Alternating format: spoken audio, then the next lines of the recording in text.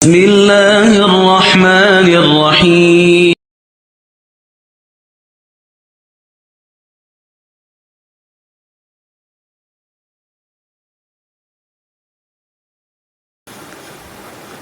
अस्सलाम वालेकुम। Question number 1 हमने सॉल्व किया था last time. Now we are on question number 2।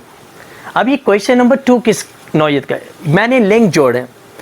एक जो हमने पहला क्वेश्चन किया था जनरल का, वो फर्स्ट क्वेश्चन था, उसी का लिंक मैंने क्वेश्चन नंबर 2 से जोड़ दिया।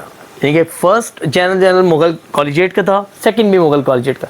तो इसको हम अगर कहें कि जनरल जर्नल या जनरल लेजर्स ट्रायल बैलेंस, इस नाम से सवाल। अब ये सवाल है क्या?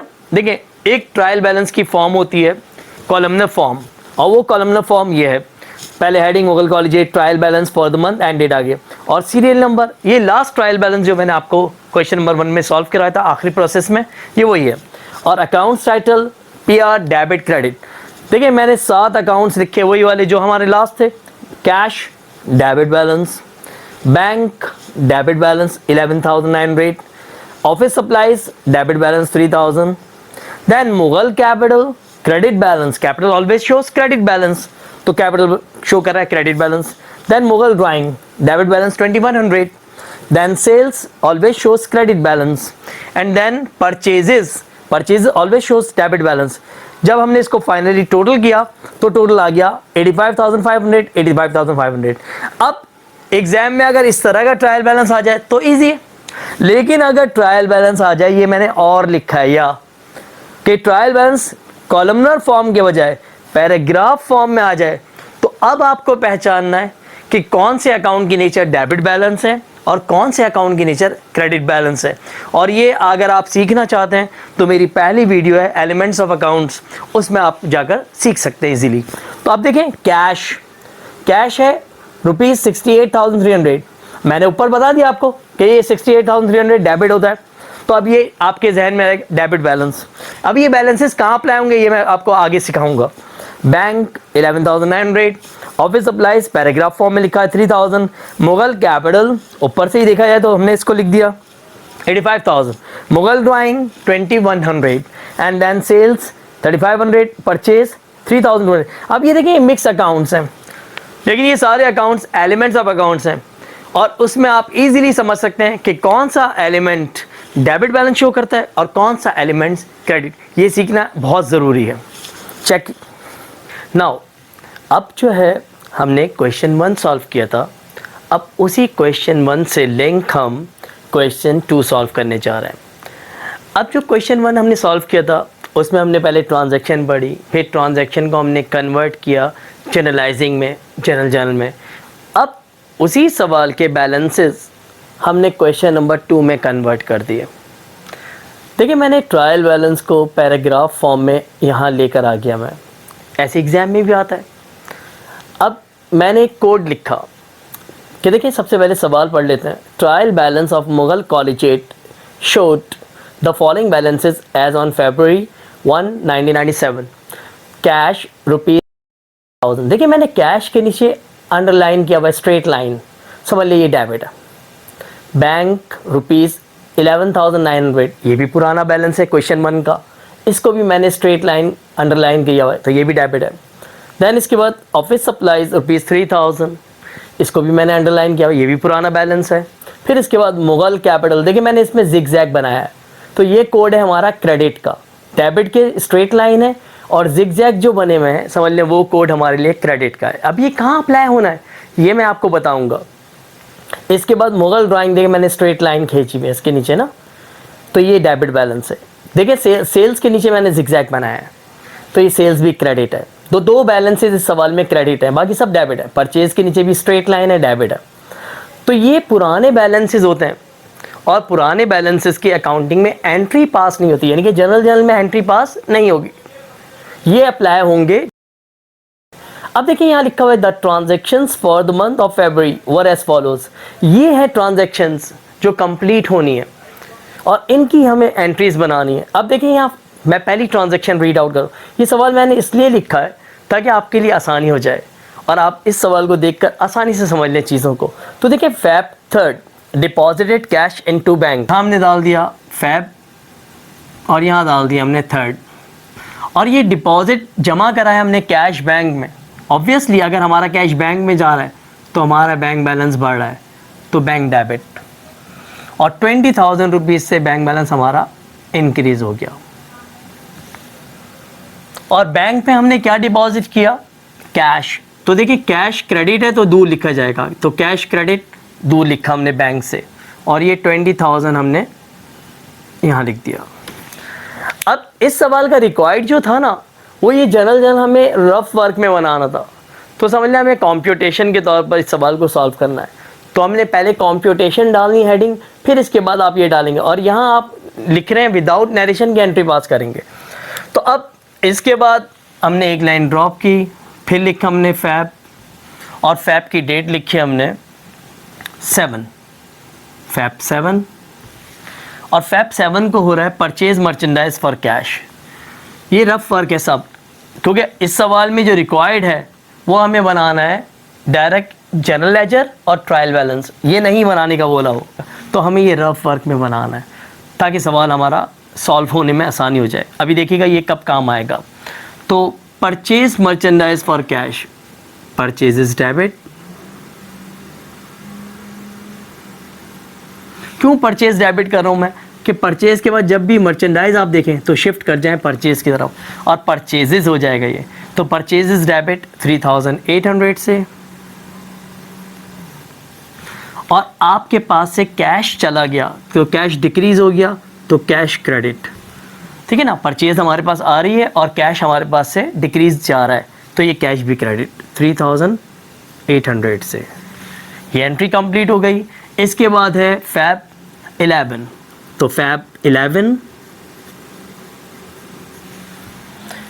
Purchase office furniture for cash. अब हम मार्केट जाकर ऑफिस फर्नीचर परचेज कर रहे हैं, तो ऑफिस फर्नीचर हमारे पास आ रहा है, तो ऑफिस फर्नीचर डेबिट, और हमारे पास से कैश जा रहा है तो कैश क्रेडिट। और इसकी अमाउंट है ऑफिस फर्नीचर की 8,000, तो डेबिट भी 8,000 से और क्रेडिट भी 8,000 से। फिर इसके बाद डेट डाल देते हैं फैब की। फैब 14 को क्या हो रहा है? Purchase office equipment. अब हम ऑफिस इक्विपमेंट खरीद रहे हैं, तो office equipment debit, office equipment increase हो रही है हमारी, और हमारे पास से एक्सचेंज में कैश डिक्रीज हो रहा है, तो कैश क्रेडिट। और ऑफिस इक्विपमेंट की अमाउंट है 4,750, तो यहाँ आ गए 4,750 डेबिट में लिख दिया और 4,750 क्रेडिट में लिख दिया। फिर आ गए हम नेक्स्ट डेट पे। तो अब है fab 17, fab 17 sold merchandise for cash. अब देखिए हम सेल कर रहे हैं, सोल्ड कर रहे हैं, सोल्ड माने बेचना, तो बेचने पे हमारे पास कैश आ रहा है और सेल्स जा रही है। तो पहले तो हम कैश को डेबिट करने जा रहे हैं, कैश डेबिट, और कैश का अमाउंट है 5,200। और अब क्रेडिट में हमने क्या किया? सोल्ड के बजाय सेल्स लिख दिया। याद रखिएगा सोल्ड के बाद जब भी आप देखें मर्चेंडाइज है तो शिफ्ट कर जाएं सोल्ड की तरफ और सोल्ड को बना दें सेल्स, तो सेल्स क्रेडिट 5,200। इसके बाद एक और एंट्री की स्पेस है हमारे पास, तो यहीं पास करते हैं फैब की, तो 21। अब फैब 21 को सोल्ड ऑफिस फर्नीचर कर रहे हैं फॉर कैश, तो हमारे पास कैश आ रहा है, तो कैश हो गया डेबिट, और कैश डेबिट हो गया 4,300 से।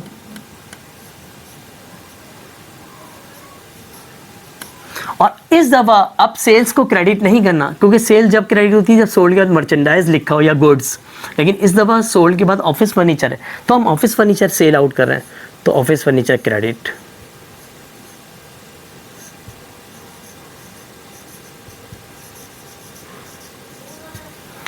और ये हो गया 4,300। अब ये सेल्स और परचेज की टर्म्स आप क्वेश्चन नंबर 1 पे जाकर इजीली सीख सकते हैं, तो उस वीडियो को देखिएगा तो आपको डेबिट और क्रेडिट पता चल जाएगा क्यों परचेजेस डेबिट होता है और क्यों सेल्स क्रेडिट होती है। तो ये मैंने एंट्रीज बना दी। अब मैं इन एंट्रीज को रिमूव करूँगा क्योंकि मुझे नीचे वाली जो रिमेनिंग एंट्रीज हैं वो भी पास करनी है। मैं फिर ये रिमूव करके टॉप से एंट्रीज बनाना शुरू कर दूँगा। इसको फोकस कर लीजिए आप अच्छे से। अब हम फेब 23 पे आ गए, तो देखें क्या है, sold office equipment for cash. तो अब ऑफिस इक्विपमेंट हम सोल्ड कर रहे हैं तो हमारे पास कैश आ रहा है, तो पहले तो कैश डेबिट, और कैश हमारे पास 2800 आ गया।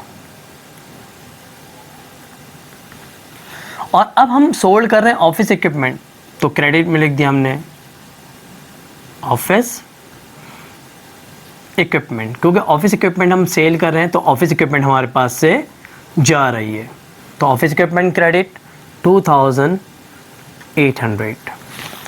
ये एंट्री भी कंप्लीट हो गई।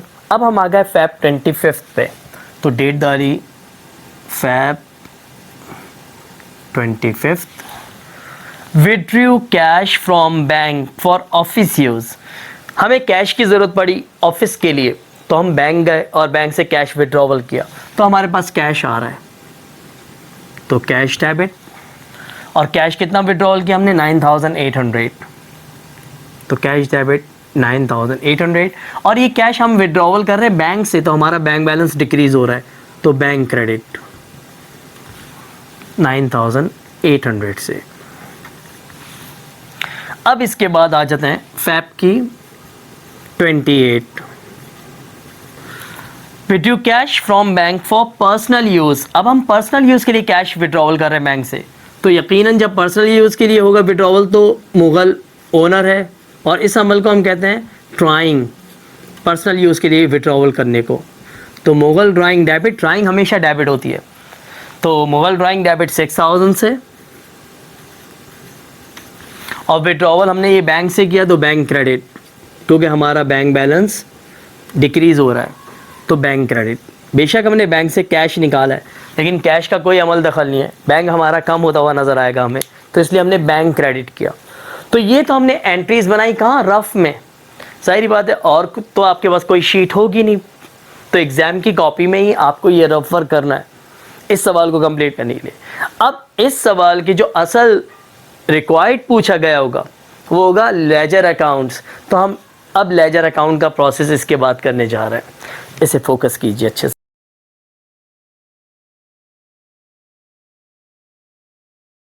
Location of Mughal Collegiate. If you are coming from Mazar-e-Qaid, New Ma Jinnah Road, come in this street.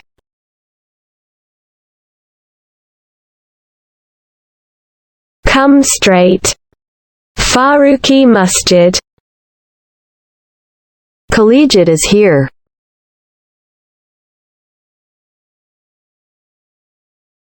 If you are coming from Jamshed Road Garamanda, Jamshed Road, Garamandir, come in this street. Zainab Masjid, Barkati Terrace, come straight. Come straight. Farooqi Masjid. Collegiate is here. Come straight. Welcome to Mughal Collegiate. Sir Nadim's Mughal Collegiate. Admission open Science and Commerce Class 9 to BCom Part 2. English Language and Computer courses also available. For contact 032120171002. Thank you.